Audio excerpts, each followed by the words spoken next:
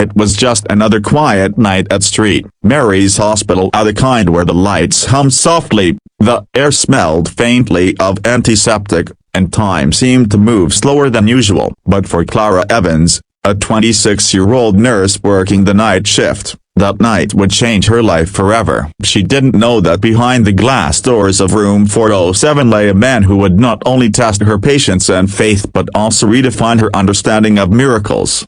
Clara had always believed that care went beyond medicine, that kindness and touch had their own healing power. She had seen it before, patients responding to simple acts of compassion when medicine failed. So, every night, she spent extra minutes in room 407, where a middle-aged man named Ethan Cole, a billionaire businessman, lay in a deep coma. He had been like that for months after a car crash that left his body broken and his spirit somewhere between life and death. Other nurses treated him like a task, a patient on a checklist, but not Clara. For her, Ethan wasn't just a body in a bed. He was a human being. She would talk to him as if he could hear her, tell him stories from her day, hum songs while changing his sheets, and speak words of encouragement while wiping his face with warm water. "You're strong, Mr. Cole," she would whisper softly. "You've fought battles in boardrooms, I know you can fight this one too." One stormy evening, Clara came in early. The hospital was unusually quiet,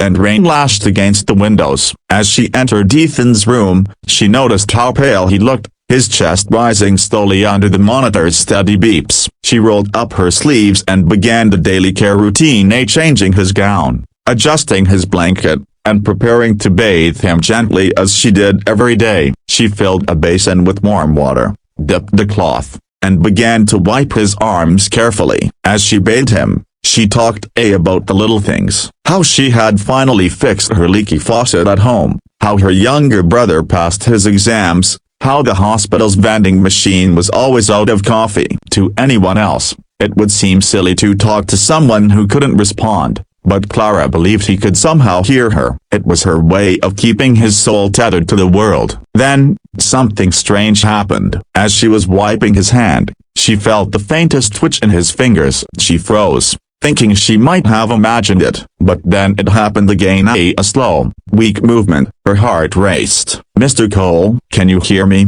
she whispered. No answer. She pressed the nurse call button, but before anyone arrived, Ethan's eyelids fluttered just for a second. Clara's breath caught in her throat. When the doctors came rushing in, they didn't believe her at first. They checked his vitals. His reflexes all seemed the same. But that night, Clara stayed longer than usual, sitting by his side, whispering softly, "You can do this, Mr. Cole. Come back to us." Over the next few days, the small signs continued. His fingers twitched more often. His lips moved slightly, as if trying to form words. The doctors called it reflexive activity, but Clara knew better. She could feel a presence, like he was fighting his way back. And then, one morning, it happened. Clara was cleaning his face, humming a lullaby her mother used to sing, when Ethan suddenly inhaled sharply. His eyes shot open, confused, terrified, gasping for air. Clara almost dropped her basin. "It's okay, you're okay,"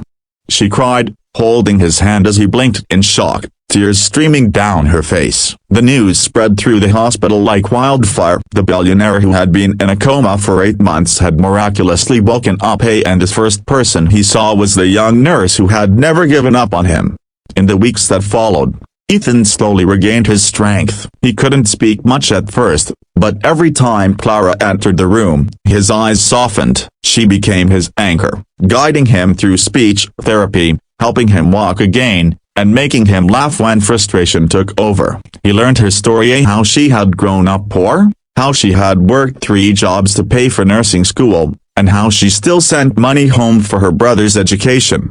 One afternoon, as he sat by the window, Ethan finally managed to speak her name clearly, Clara. She turned, smiling in surprise. "Yes?" He looked at her, eyes glistening. "You a broken bar, you saved me." She shook her head, trying not to cry. "No, Mr. Cole, you saved yourself. I just didn't stop believing in you." Months passed, and Ethan made a full recovery. The doctors called it the medical marvel, but Ethan called it something else: a faith. He returned to his empire, but something inside him had changed. The man who once cared only for profits now saw life differently. He began visiting hospitals, funding patient recovery programs, and personally ensuring that every long-term patient received not just medical attention but human compassion.